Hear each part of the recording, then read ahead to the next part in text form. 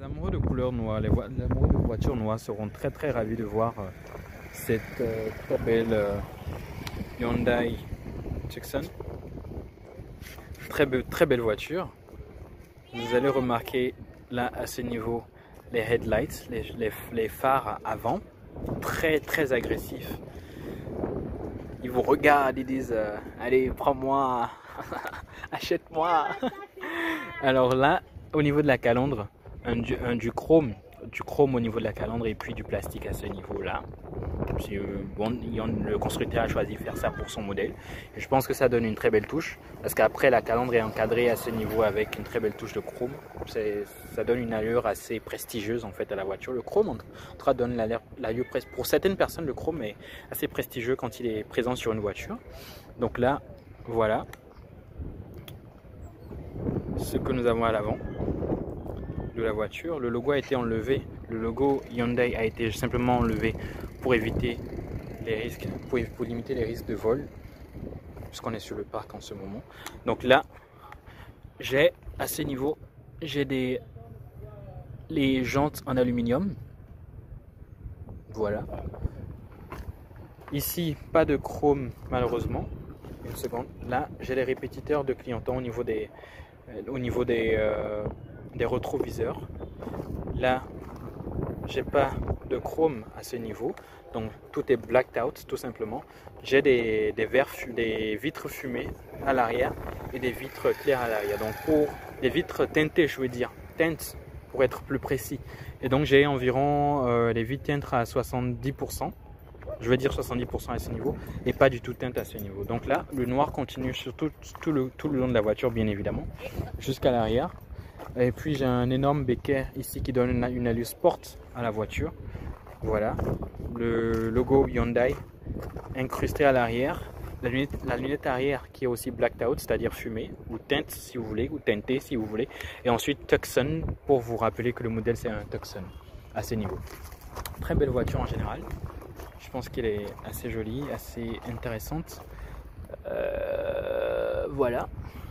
Et ensuite, là, à chaque fois qu'on voit ce petit bouton, c'est pour vous indiquer en fait que vous pouvez simplement garder la clé dans votre poche et simplement appuyer sur le bouton pour bloquer la voiture.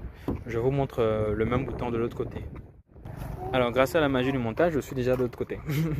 Bien évidemment, quand la voiture est bloquée, je ne pourrais pas faire le test en ce moment puisque je n'ai pas la clé sur moi. Il n'y a pas de batterie à l'intérieur de la voiture pour alimenter pour le moment. Et donc du coup, tout ce qu'il y a à faire en fait, c'est garder la clé dans sa poche et venir ici, comme ça, tirer et la voiture va s'ouvrir. Et dès que je veux fermer, je ferme et j'appuie sur ce bouton et c'est bloqué. Ceux qui ont déjà possédé des voitures de ce genre reconnaîtront ce système très facilement. Ceux qui n'ont pas encore fait l'expérience de ce système, voilà comment ça marche. En ce moment, la voiture test que j'ai devant moi n'a pas de batterie à l'intérieur. Il faudra qu'on l'installe, il faudra qu'on la branche pour faire un tour, pour faire un test drive si vous voulez, au moment où le client sera prêt. Donc là, j'ai des baffes en fait, je vais dire voilà, un système son Infinity pardon, qui est très bon d'ailleurs. J'ai une sorte de chrome à ce niveau, au niveau des portières. Là, c'est un mélange de hard plastique à ce niveau, mais également de toucher doux. C'est du plastique dur, mais également un toucher doux à ce niveau-là, au niveau des portières. Là, j'ai comment ça s'appelle, les réglages pour les vitres. J'ai également les réglages pour les rétroviseurs ici, left and right, donc right et puis left pour pouvoir régler les miroirs, les rétroviseurs, et également ici pour bloquer et débloquer la voiture. Et également les vitres pour le passager, pour le conducteur et également pour les passagers, automatique pour tous ou pas. Donc ici, au niveau à l'intérieur de la voiture, j'aime bien le ton, c'est un ton beige, c'est un mélange de beige et de noir. Je pense que c'est bien pensé, la voiture elle est noire à l'extérieur, intérieur beige, c'est bien, ça donnera pas trop de chaleur. Le volant, j'aime bien le volant à 3 niveaux, c'est mon préféré personnellement. Et puis ces deux choses à ce niveau là, j'espère que vous voyez, voilà, ces deux choses à ce niveau donnent une certaine allure sport au volant. Voilà. Alors à l'intérieur, au niveau de la console, au niveau du dash, j'ai un dash, un tableau de bord électronique analogue, mi-analogue, mi-électronique, je vais dire. Les air vents en forme de triangle, typiquement Hyundai. Et puis, rien de particulier à ce niveau, c'est ce à quoi nous sommes déjà habitués dans presque toutes les voitures. Traction control. Et puis à ce niveau, j'ai le volant qui est télescopique, il est tilt and télescopique, donc du coup je peux régler mon volant simplement en faisant ça et en actionnant ce levier là pour faire le réglage à ce niveau. Donc à l'intérieur de la voiture, je vais rentrer, mais avant de rentrer, je vous présente, ici il y a une très belle touche Tucson, pour vous rappeler que c'est un Kia Tucson. Alors quand je suis à l'intérieur de la voiture, pardon, voilà, ça me donne un très bel aperçu sur le devant. Oui, je suis, en fait j'ai le sentiment d'être le maître de la route en fait quand je suis à l'intérieur de ce genre de voiture. Alors ici, oui, très intéressant, j'ai aussi les miroirs, ça fait office de miroir, et il y a également la possibilité d'allumer, d'illuminer en fait ce côté grâce à cette lumière en fait, cette ampoule en fait qui est là, et le switch pour l'allumer et pour l'éteindre. Je peux aussi me mirer ici. Voilà, alors logo qui est au niveau du volant, touche de proximité, je peux connecter mon téléphone, décrocher les appels sans aucun problème. C'est un genre de main libre en fait pour ne pas avoir à toucher le téléphone pendant que je conduis. C'est très mauvais d'ailleurs pour votre sécurité. Ici, à ce niveau, j'ai ma console centrale très large. En fait, l'écran n'est pas large de large, mais il est quand même grand et plus grand que certains constructeurs qu'on connaît bien. Donc à ce niveau, j'ai un power knob et puis un tune knob. Donc du coup le power knob c'est pour allumer en fait la radio en appuyant, et puis le tune knob c'est pour sélectionner les stations radio.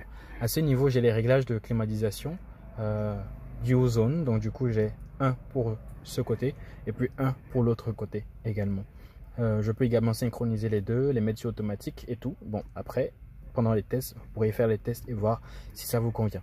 Alors à ce niveau, rien de particulier, hein, très simple en fait, les on-off, allumer la climatisation, gérer la radio, gérer les modes et tout et tout. À ce niveau, j'ai un 12 volt outlet, deux 12 volt outlets, j'ai un auxiliary et j'ai un USB. Alors j'adore en fait le levier de vitesse, j'aime bien le format en fait dans lequel il est. Ici j'ai deux cup holders. À ce niveau c'est très profond, je peux ranger autant de choses que je veux. Au niveau de la glove box, très facile à ouvrir, très facile à fermer. J'adore le beige qui a été choisi pour l'intérieur par le constructeur lui-même. Voilà, et je vous montre un peu ce que ça donne en arrière. Alors à l'arrière de la voiture, j'ai également le deux temps à ce niveau. J'ai le chrome au niveau des door handles, et à l'intérieur de la voiture, j'ai le système le air vent pour la climatisation qui est centralisé sur celle-ci. J'ai également mes Infinity Sound System de ce côté, également au niveau de la portière. J'ai des cup holders ici également pour garder des gobelets et puis des bouteilles.